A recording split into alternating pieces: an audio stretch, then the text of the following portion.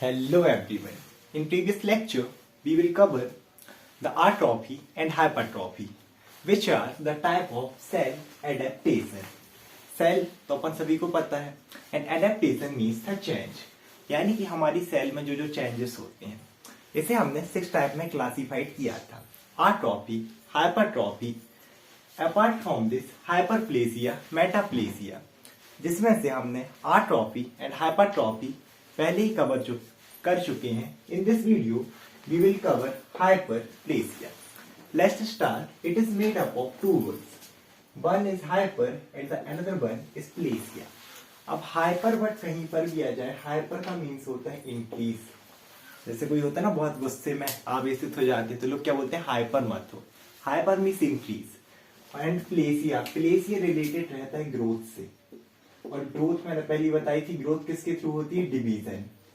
तो hyper means ज्यादा और increase, and the plasia is related to growth और द डिवीजन. तो सिंपल सी बात है, या तो क्या हो जाए, हमारी जो सेल है, क्योंकि सेल एडेप्टेशन पढ़ रहे हैं, तो हमारी जो सेल है उनकी ग्रोथ इंक्रीज हो जाए. और ग्रोथ इंक्रीज कैसे होगी, बाय द डिवीजन, यानी कि इन सेल का डिवीजन क्या हो जाए, इंक्रीज हो जाए. तो इसी कंडीशन को हम बोलते हैं hyperplasia. Means the increase in number of cells due to increase cell division. और ये सेल डिवीजन कहां पर होगा, हमारी पूरी सोमैटिक सेल में, जो कि हमने देखा था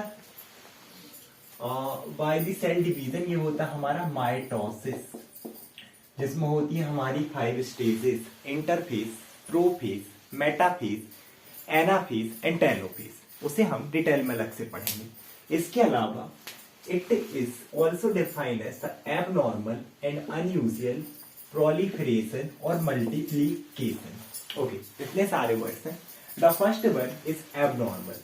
सबसे पहले नॉर्मल समझते हैं. जैसे हमारी बॉडी की ग्रोथ है, अगर हम नॉर्मली अभी देखें तो मेरी बॉडी नॉर्मल है, ऐसी सभी लोगों की रहती है, तो ये हुई नॉर्मल ग्रोथ. अब किसी लोगों में आप देख रहे हैं कि जैसे ये नॉर्मल ईयर है, कई लोगों का ईयर का जो साइज होता है ना एकदम इंक्रीज रहता है. दिस इज हाइपरप्लेसिया, यानी कि कोई भी जो सेल है या ऑर्गन है उसका शेप नॉर्मल से जब ज्यादा इंक्रीज हो जाए तो abnormal. Second one is unusual. अब सिंपल सी बात है, यूजुअल का मतलब होता है जिसका अपन यूज कर सकें.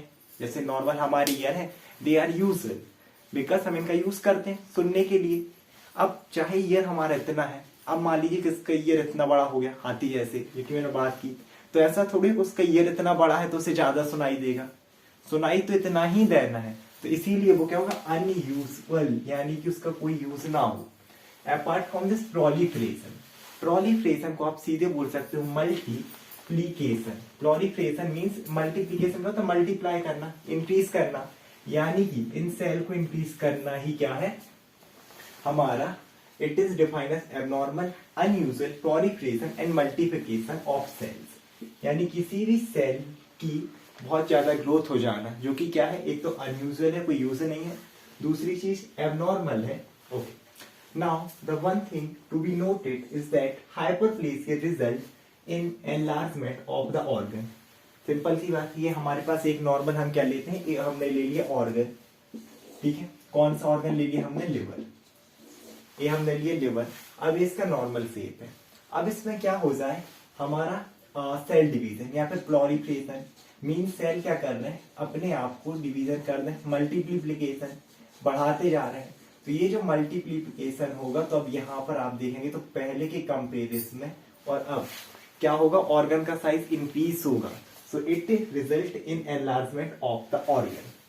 After that we will classified it into 3 types. The first one is physiological hyperplasia. ठीक है, हाइपरप्लेसिया तो समझ में आ गया. Hyper means increase and plasia is related to growth. किसी भी चीज की ग्रोथ इंक्रीज होना कब, ड्यूरिंग द फिजियोलॉजिकल कंडीशन, यानी कि हमारी बॉडी में जो भी फिजियोलॉजिकल प्रोसेस चल रही हैं उनकी वजह से अगर हमारे किसी ऑर्गन में सेल का प्रोलिफरेशन यानी कि डिवीजन इंक्रीज होता है तो हम इसे बोलते हैं फिजियोलॉजिकल हाइपरप्लेसिया. सबसे बढ़िया इसका एग्जांपल होता है during the menstrual cycle. Okay, during each menstrual cycle. Each का मतलब होता है हर एक होता है एवरीडे और एक होता है ईच डे. एवरीडे तो ठीक है, मतलब हर रोज नॉर्मली. ईच डे का क्या मतलब होता है कि जिसमें एक भी दिन ना चूके, ईच मतलब हर एक, जिसमें एक भी नहीं चूकना चाहिए, तो ईच डे। तो सेम ऐसे यहाँ पर क्या है, during each menstrual cycle, female में रहता है मासिक चक्र, हिंदी हम बोले हर महीने ब्लीडिंग, तो हर एक ब्लीडिंग कोई भी नहीं छूटनी चाहिए, हर एक ब्लीडिंग रहती है ना, उसमें क्या होता है, proliferation of endometrial cell of the uterus. Actually ma'am ये जो पूरा हमारा फीमेल रिप्रोडक्टिव सिस्टम का पार्ट है, हम डिटेल में बाद में पढ़ेंगे, बट अभी के लिए आप क्या समझिए, इतना तो सभी को पता है कि फीमेल्स में क्या होता है, हर महीने मेंसेस चलते हैं। नॉर्मली अपन बात करें किस एज में, अगर फीमेल कितनी है 18 से लेके 40 तक, इस एज में मेंस्ट्रुअल साइकिल आते हैं। तो अगर हम सपोज करिए हमारे पास क्या प्रेजेंट है, ओवरी। अब ओवरी में रहती हैं 3 लेयर्स, ठीक है। इसमें से भी इसकी सबसे इनरमोस्ट लेयर रहती है, उसे हम बोलते हैं एंडोमेट्रियल लेयर। एंडो का हमेशा मतलब रहता है अंदर से रिलेटेड। अब ये है हमारी इनर एंडोमेट्रियल लेयर। अब यहाँ पर क्या रहता है कि जैसे ही मेंस्ट्रुअल साइकिल आता है तो हर बार यहाँ पर, क्योंकि यहाँ से होना है ब्लीडिंग, सिंपल सी बात है, यहाँ से क्या होनी है ब्लीडिंग, यहाँ यूटेरस से। तो अब अगर यहाँ से ब्लीडिंग होगी तो ये क्या करेगी, इन दीवारों को रप्चर करेगी, डिस्ट्रॉय करेगी। जैसे कभी भी देखना एक नॉर्मल नदी रहती है, जैसे ही क्या होता है पानी गिरता है तो नदी का धीरे धीरे क्या करती है, इसको फैला देती है। कटाव हम बोल सकते हैं कि छोटे छोटे कट करना। सेम है, सब फीमेल में यहाँ से ब्लीडिंग होती है तो ये जो ब्लीडिंग यहाँ पर रहती है इन दीवार को क्या करती है, डिस्ट्रॉय करती है। अब सोचो कि अगर ये नॉर्मल बॉल है और अगर ये डिस्ट्रॉय हो जाए तब तो यहाँ इस ऑर्गन ये पूरा डैमेज हो जाएगा। दैट्स वाई क्या होता है कि अभी हम क्या सपोज करते हैं कि अभी किसी एक फीमेल का क्या हुआ, मेंस्ट्रुअल साइकिल कंप्लीट हुआ, कंप्लीट हो गया, ठीक है। अभी हमने ये नहीं देख रहा है कि कब से चल रहा था, एक मेंस्ट्रुअल साइकिल या ब्लीडिंग यहाँ पर क्या हुई है, कंप्लीट। तब ये जो हमारी एंडोमेट्रियम है, अगर ये हमारी एंडोमेट्रियम है, इसकी थिकनेस होती है 1 mm, यानी कि 1 मिलीलीटर। अब क्योंकि यहाँ से अपन लेते हैं कि एक मेंस्ट्रुअल साइकिल फिर से अपना दूसरा मेंस्ट्रुअल साइकिल स्टार्ट हुआ, जिसका था फर्स्ट डे। तो यहाँ से अब क्योंकि फर्स्ट डे के बाद कब आएगा, 28 डेज में ब्लीडिंग होगी।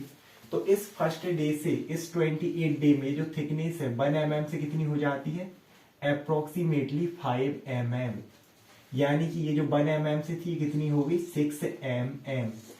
ये क्यों होती है, ताकि अब यहाँ जब 28वें दिन यहाँ पर ब्लीडिंग होगी तो कौन सी बॉल रप्चर होगी, ये 4, इसमें से ये 5, ये अपनी फिर से क्या रही आएगी, सेव रही आएगी। इट मीन्स ये किसको प्रोटेक्ट कर रहा है, हमारे यूटेरस को। अदरवाइज जो ब्लीडिंग होगी वो पूरे यूटेरस को ही डैमेज कर देगा। और यूटेरस में ही क्या होता है, भ्रूण का निर्माण, हम बोल सकते हैं कि फीटस का डेवलपमेंट, जो माँ के पेट में बच्चा होता है वो इस यूटेरस में ही डेवलप होता है। लेकिन अगर किसी की ब्लीडिंग से ही ये यूटेरस खराब हो जाए तब तो फीटस डेवलप ही नहीं हो पाएगा। तो that is the role of hyperplasia in the uterus, कि 1 मिलीमीटर से लगभग 5 से 6 मिलीमीटर थिकनेस कर देना, क्योंकि फिर से जैसी ब्लीडिंग होगी फिर से तोड़ के कितना कर देगा, 1 mm। ओके, अब ये जो हमारा टॉपिक है ये रिप्रोडक्टिव सिस्टम का टॉपिक है, इसीलिए हम इसे डिटेल में वहां पर पढ़ेंगे। Now let's move forward. The second one is compensatory hyperplasia. It is also made up of 2 words. The one word is compensatory and second one is hyperplasia. Hyperplasia समझ में आ गया, increasing growth and there is compensatory. कंपन से हमें निकालना है company, होते हैं ना दोस्तों लोग जैसे बोलते हैं टपरी तक चल रहा है, कंपनी दोगे क्या, कंपनी मीन साथ देना। तो इस ये पर्टिकुलरली ये वाला जो हमारा हाइपरप्लेसिया है, यानी कि सेल डिवीजन, ये कब होगा, hyperplasia of cell in order to replace the damage cell. इसका क्या मतलब हुआ कि अगर हमारी बॉडी का कोई भी ऑर्गन है, हमने लिवर लिया था, लिवर को ही लेते हैं, अभी लिवर हमने देखा ना कि सेल अभी क्या हुई थी, बड़ी थी। अब हम देखते हैं कि हमारा लिवर क्या हो गया है, डैमेज हो गया है। डैमेज कैसे, सीधे ले लो कि इंजरी, 2 लोगों की लड़ाई हुई, एक ने क्या कर दिया दूसरे को चाकू पेल दी। अब वो चाकू है जो अपने लिवर राइट साइड है, डायरेक्टली किसमें लगी, लिवर में, हमारा हो गया लिवर डैमेज। तो सिंपल सी बात है, अगर यहाँ पर चाकू लगेगी या कोई भी हथियार तो ये वाली पूरी सेल डिस्ट्रॉय हो जाएंगी, यानी कि हमारा हम लेते हैं कि 50% हमारा लीवर हो गया डैमेज। तो अब क्या होगा, ये जो 50% सेल रहेंगी ये क्या करेंगी, प्रोलिफरेशन यानी कि सेल डिवीजन, और ताकि ये फिर से क्या कर सकें, इस ऑर्गन को complete so this is known as compensatory hyperplasia, यानी कि सेल को कंपनी देना कि जो आधा पार्ट अपना था वो क्या हो जाए, पूरा हो जाए। Helps the tissue and organ to regeneration. अब भी जो मैंने बताया, रीजनरेशन का क्या मतलब होता है, जनरेशन मीन्स बनना, और री मतलब फिर से बनना, क्योंकि ये पहले से तो बनी थी, डिस्ट्रॉय होने के बाद एक बार फिर से बन रही है, दैट्स व्हाई हम बोल रहे हैं regeneration. Apart from this it is common in liver, जो कि हमने एग्जांपल लिया, और ये लिवर में इसलिए भी होता है because liver have the maximum regeneration power. इसका मतलब क्या हो कि हमारा जो लिवर रहता है हमारी बॉडी में एक ऐसा ऑर्गन है जिसके पास सबसे ज्यादा रीजनरेशन की पावर होती है।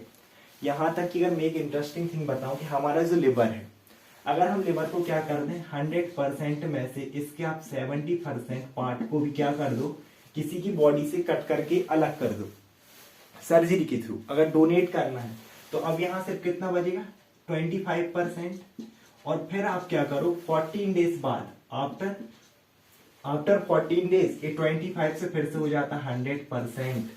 यानी कि अगर आप किसी का आधा लीवर डोनेट किसी और को भी करते हो तो 14 दिन बाद फिर ये एक हफ्ते बाद फिर से उसका लिवर कंप्लीट शेप में आ जाएगा, अपना 100% अटेंड कर लेगा। इसके अलावा लिवर के भी जो हम फंक्शन है वो लिवर में डिटेल से पढ़ेंगे। Now the third one is pathological hyperplasia.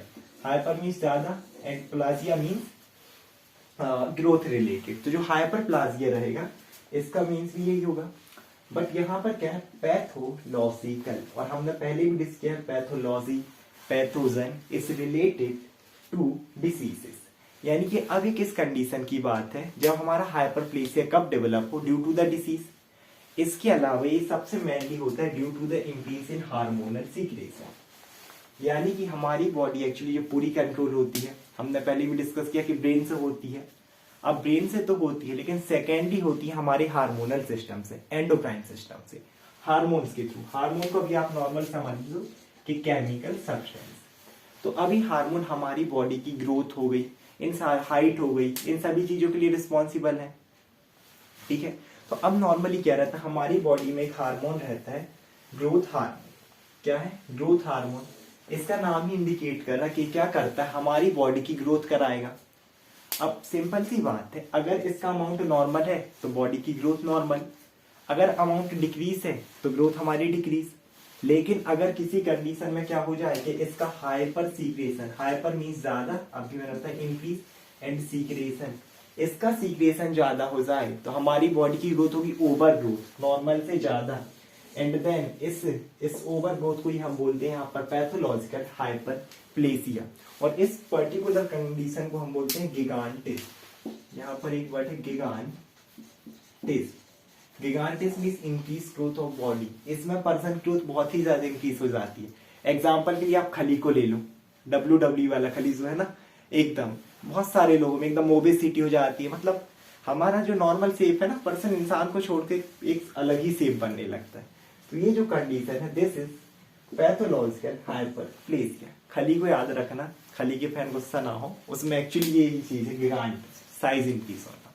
I hope आप लोग को वीडियो समझ में आया होगा। Thank you so much everyone.